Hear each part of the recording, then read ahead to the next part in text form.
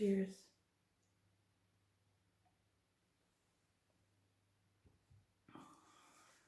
Hello everyone, how are you doing? Welcome to my channel. The channel's name is A Stitch Too Far. My name is Ingeborg and I usually talk about stitching and anything else that comes to mind. My pronouns are she and her, and I live in the Netherlands. We're in lockdown, by the way, again. Hooray. It's Christmas time, so anybody who celebrated, I hope you had a nice Christmas. Anybody who doesn't, I hope you had fun anyway. And we're rapidly approaching the end of the year. And I can't believe that, but it's happening anyway, so we have to deal with it. So I'm here to do my last official Flosstube video of 2021. And I will, because I have the week off, do a year in review. So I will do a separate overview of anything I worked on this year, which isn't much, but it is what it is. So let's talk about some of the stitching I did and whatever else pops in my head. Grab your coffee, it won't be long, I don't think, but coffee's always good, right? So I had a few finishes because I went for a week to Berlin and I had some stitching time in the evening and in the train, which was really fun. I really enjoyed Berlin. I'll try and insert some pictures of that.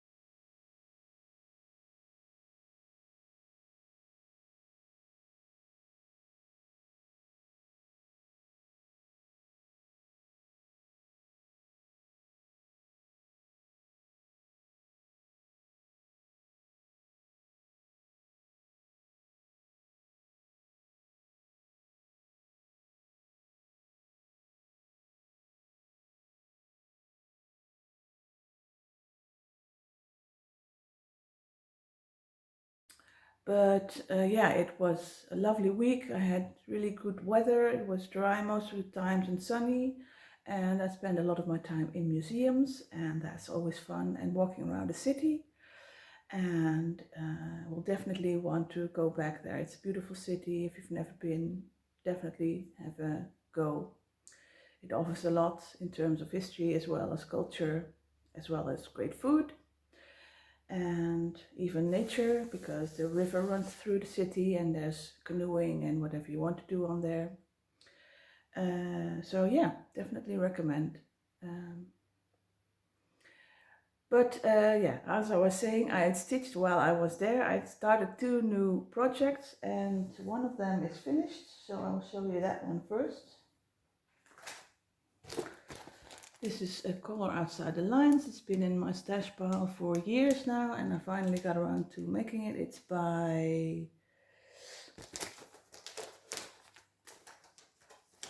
Needlework Press, I think. Yeah, Needlework Press. Not sure if it's still in print, but I'm assuming it is.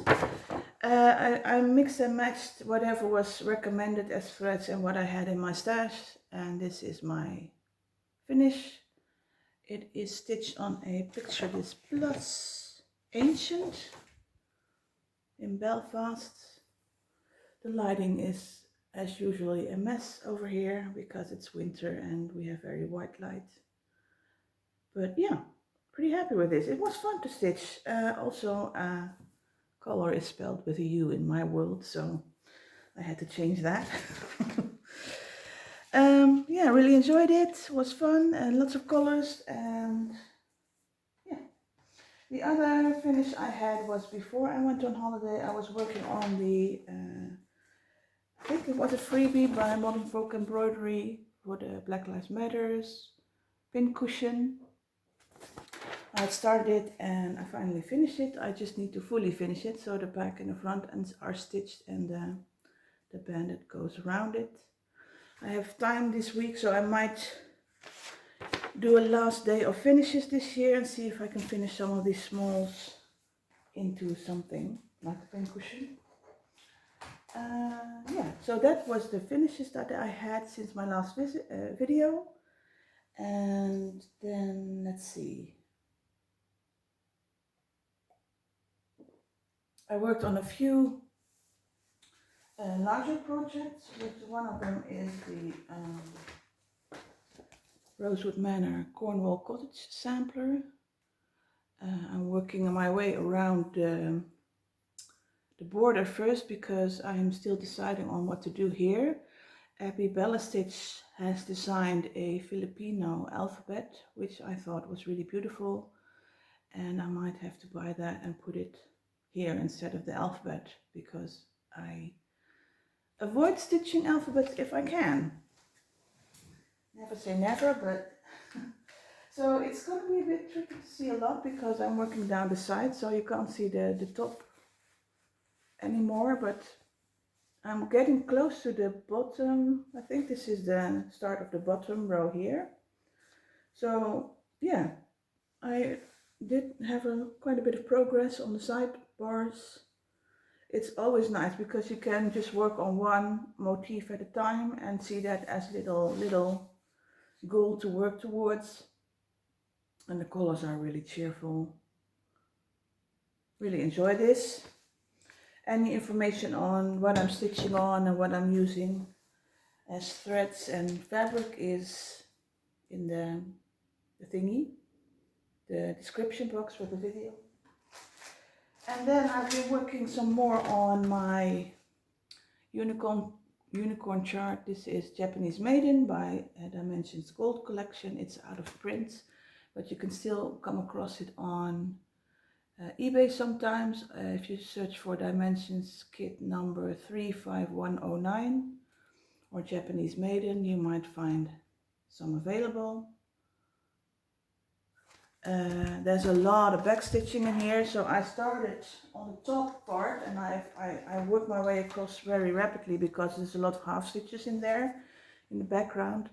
But then I was looking at it and wondering if I should start with the back stitching, because as you can see, I did start it and there is a lot in there, because all this greenery that you see is all backstitch leaves, and then there's over here in the flowers there's also backstitching. So I put out the question on Instagram if I should start, and people said yes, who had already worked on this before recommended that I should, because there's a lot of backstitching in here, and it also makes it look closer to the picture, the end picture, which is nice to see, very clear, the image coming together. As you can see, this is her hat, and the top part of her hat is also stitched, which needs back stitching. But yeah, I really enjoy this, and we'll gladly work on this some more next year. And then I currently am working on Takapuna Beach, which is a New Zealand design from Character Creations. This is also out of print. I have not come across this anywhere, so just, I say, if you're looking for it, all I can say is good luck. Keep trying. You might find it someplace, sometime. I don't even remember where I bought this, but yeah, I'm really enjoying this. Takapuna is a place in, I think, the North Island of New Zealand, and I'm looking forward to ever going there someday. And these trees, apparently somebody explained to me that they call these the Christmas trees in New Zealand because they bloom during Christmas, which is fun. I didn't know that. So it's a very appropriate time for me to be stitching this, and I always pick this up in winter because the colors make me feel a bit like it's summer, and I miss summer. So here we are. I'm working on this diagonally, and since I last showed this, I have put in this diagonal from the corner here, so I've rounded the corner and I'm putting in one of the longer diagonals, but I'm almost done with the tree now. And yeah, before I scrolled the bars down to work on this corner, I took a picture of the whole project, which I will insert.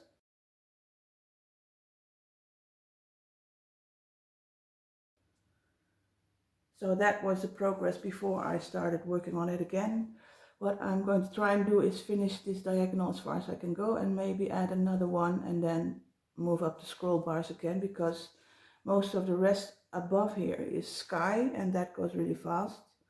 So next time I would pick it up, I could make a lot of progress, because this is very slow going. It's a lot of ninja stitches and a lot of color changes, as you can see from all the hanging threads. But I am still enjoying it. I love the colors. So that is not all my projects, because I still have a smaller project that I started as well during my holiday, which is another modern folk embroidery, aka Dark Crosses, which is Jacob's other brand name. Dark Crosses. This is All Are Equal in Death, and this is, I'm working on this on a Silkweaver fabric, which was supposed to be a 40 count, but it's not. I think it's a 36 count, but it's big enough for this project. And I might as well take this off and show you the whole thing.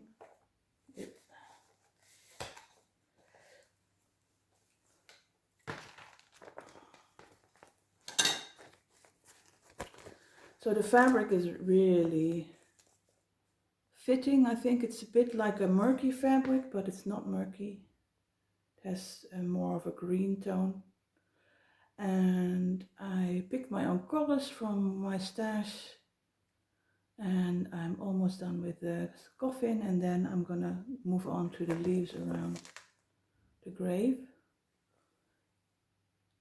Yeah, really enjoying this. Pretty easy to stitch. And the fabric is actually, I really enjoy stitching on this fabric. I think it's a Wexford linen, which is a type of linen that I've been looking into. Let's see if it's on there. No, it says Newcastle linen, so that should be a Zweigart, but it doesn't feel like a Zweigart.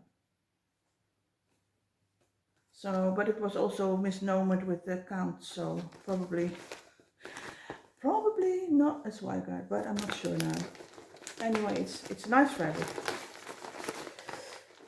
So let's talk about other stuff. I have to grab my tablet because I have been reading quite a bit as well, and I want to talk about movies. Let's see, what do I need for that?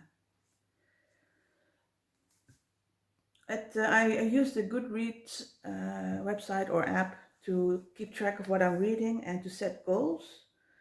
This year I set a goal to read, a reading challenge to read 25 books, which most of them I read by listening,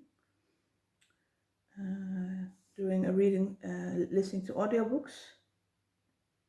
And then at the end of the year, Goodreads gives you a year an overview, which shows you, I set a goal of 25 books and I read 40, so I read a lot more than I was expecting to read.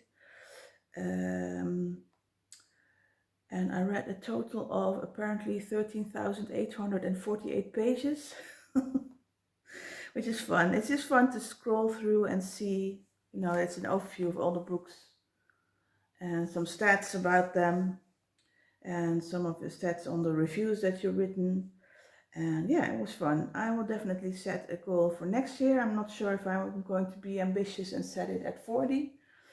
I set it at 24 because I wanted 2 books a month to seem like a reasonable amount. So I probably will set it at 24 again to not put pressure on myself because I don't need any more pressure.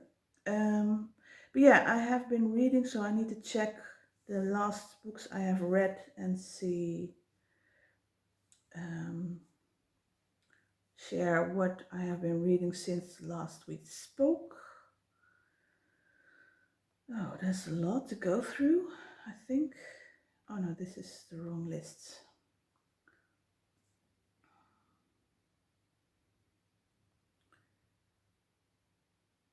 November, October. So the last time we spoke, I was reading The Girl Who Wrote in Silk.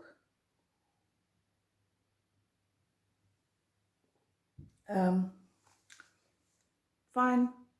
It was fun because it was partly about embroidery, but it's also mainly a very sappy romance novel. Very predictable, but it was fine. I read Artemis. Oh, sorry. The Girl Who Wrote in Silk is this one. Artemis by Andy Weir. Sorry. Yeah, not a book by Andy Weir that I would recommend. It was fine. I read Year 1 by Nora Roberts. Not my cup of tea. I would skip, but if you like fantasy, you might really enjoy it. It's a series, the first one in a series. I did not. Then another popular book, Ready Player One. Again, I had some issues, major issues with this book, and yeah, not sure if I would recommend. Then for my trip to Berlin, I read Stasiland. I was trying to find books about Berlin. This was interesting. This was from an Australian journalist's perspective. She talked to many people in Berlin and East Germany before and after the fall of the wall and their experiences and their thoughts, which was quite interesting to read the different perspective if you were East German or not, and if you were involved in the politics or not. That was really interesting to have a bit of a backstory. And then I read How Fascism Works, the Politics of Us and Them. Again, fascinating to read about current examples across the world about the rise of fascistic politics, which is not very encouraging, but you know, something to keep an eye on. The Ghost Bride by Yang Chu. That was an interesting read. I really enjoyed this. It has fantasy elements in it, but it's told in a way that I can appreciate it better, and it fits into the storytelling better than like year one. So I really enjoyed it. I thought it was a very interesting take and a different kind of story than I have ever heard tell. It's basically a love story, but it's set in a very different setting than I was expecting, and I really enjoyed it. I would recommend reading this book. Then I read the biography of James Baldwin. Very interesting read to get a bit more understanding of his background, where he came from, how he developed his worldviews, and how he looked at racism in the world. Yeah, would definitely, if you want to understand a bit more about him, definitely recommend this book. Then the last one I finished is The Empress of Salt and Fortune, which is a very, very short story. Interesting, but yeah, for what it is, it was entertaining enough, but I don't think I would read another of this story. I'm not sure I would, but it was fun. It was fine. So I am currently not reading anything, but planning to start the second book in the June series. I've read the June series before, but that was years ago. And I recently watched the new movie, June, the first in probably what will be a sequel as well. And I really enjoyed it. I can definitely recommend it. If you're a fan of the series, you will like this film, I think. It keeps very close to the story, not in all regards, but in the cases where it deviates, I had no problems with that so far. So yeah, I'm looking forward to the next one to come out and see how I like it. So in preparation, I decided to pick up the second book. I read the first book a while back again. I reread it. And now I'm going to reread the June Messiah, the second book in the series, which is a lot shorter than the first, but if I remember correctly, very impactful to the storyline. What else can I say? Oh yeah, last time I talked to you about zuivere coffee. I talked to you about that I ordered some coffee from a project that helps prisoners reintegrate into society by helping them with job opportunities while they're still imprisoned. In this case, it's a coffee making business and tea business, and also have baked goods. Definitely recommend. I've tried their coffees and I really like their regular #1 brand that they serve. I can highly recommend getting some from them. I will have a link in the description. What else? I did some buying, which has been a while, but Parkhopper Bart on Instagram, I think he also has a Flosstube with his partner. Yeah, I think they do. So he showed this on his Instagram. This is a very bad print because my collar needs replacing, but look at that. Isn't that gorgeous? I just couldn't resist. So he has a Gumtree, I think a Gumtree account. It's linked through his Instagram bio. You can go there and you can pay whatever you can and want to support his designs. So I can definitely recommend filling in a fair amount for his designs. And while I was there, I decided, because there were a few that I had seen before from him that I hadn't purchased yet, so I thought, while I was there, I might as well get this one too. I really like this one, and it's a smallish. And then we have another one.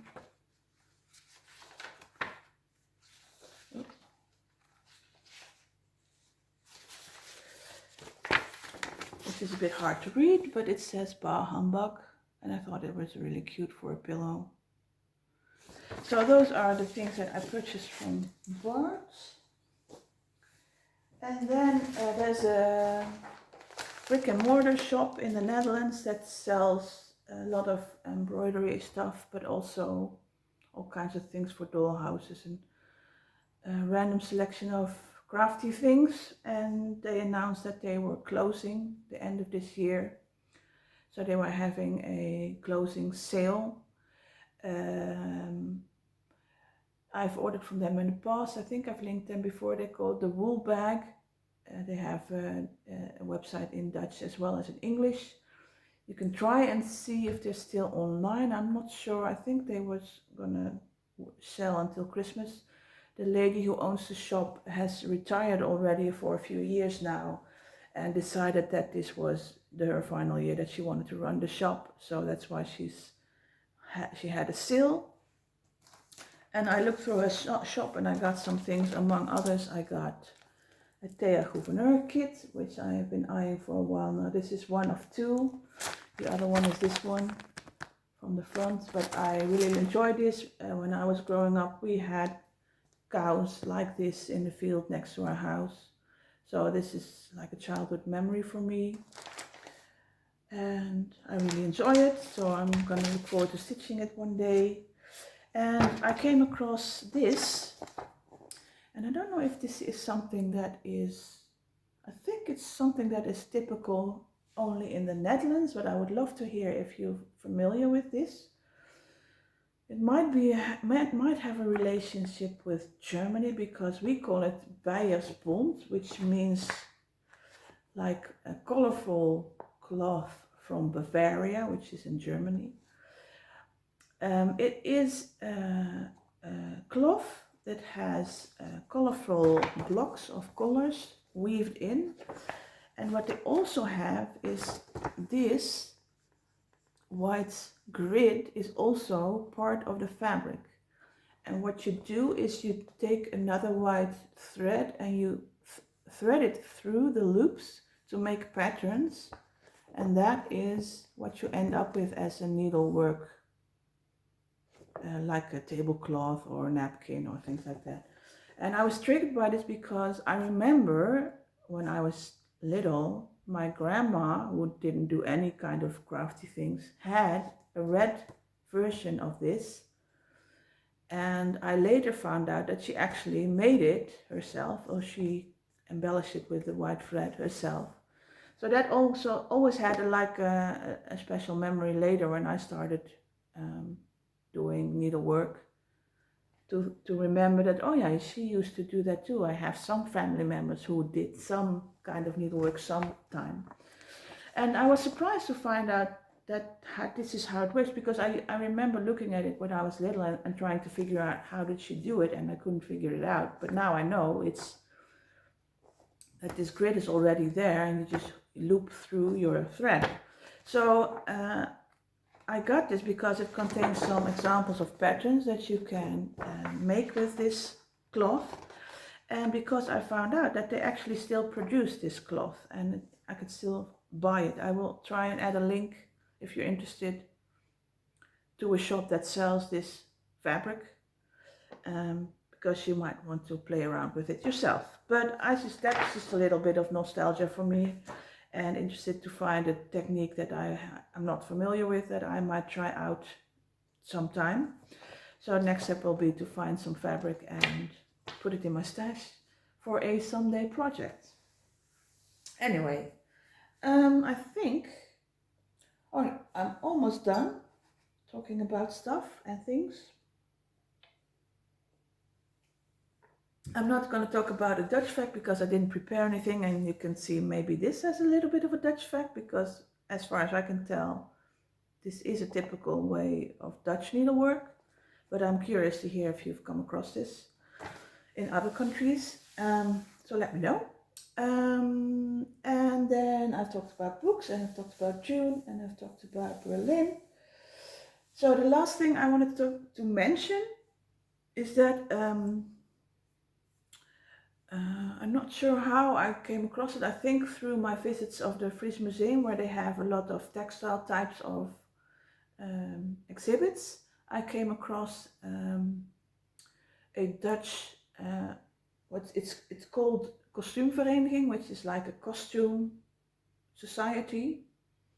So it's a bit like a needlework society, but then for costume makers, so for people who make traditional historic clothing mostly. And I found out that they have a YouTube channel where they post their online meetings that they've been having this year, and they invite speakers who talk about a range of subjects, including sometimes needlework.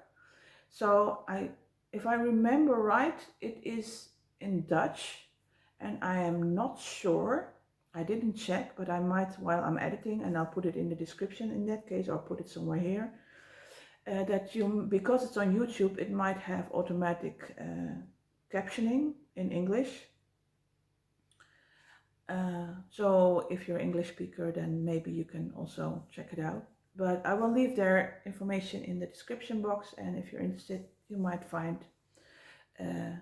some useful lectures there. And I would also recommend getting their a subscription, if you're in the Netherlands especially, a subscription to their email newsletter, because they always have a little bit of information about upcoming exhibits, and often they also include needlework exhibits. So if you're interested in visiting Dutch museums for needlework exhibits, then that's a really good resource to be aware of what is coming and what you might want to see. That's how I found out about the exhibits that I visited was it this year? Yeah, I think it was this year, in July, that I visited some exhibits. I was, because I talked about it on the video, I think. Anyway, rambling. I think I'm done. What I'm going to do now is say I wish you a very happy and healthy new year.